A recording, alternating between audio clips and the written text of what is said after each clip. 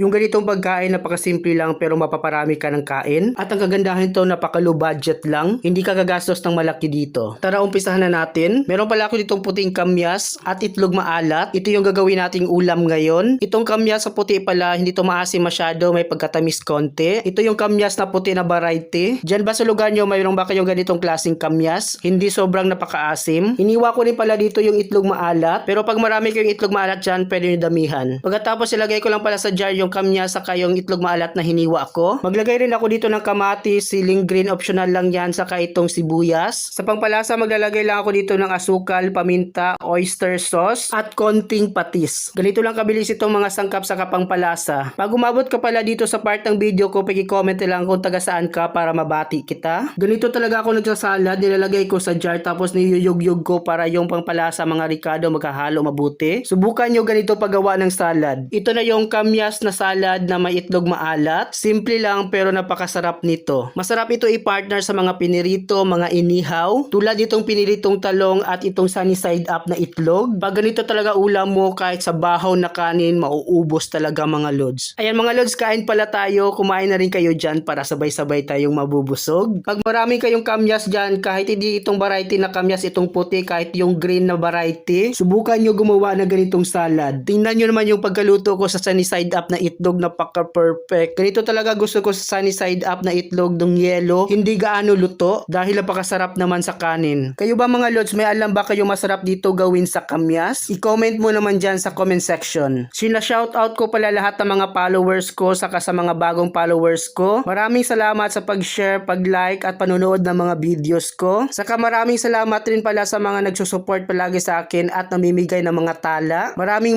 salamat sa inyo. Hanggang dito lang, maraming salamat sa panonood.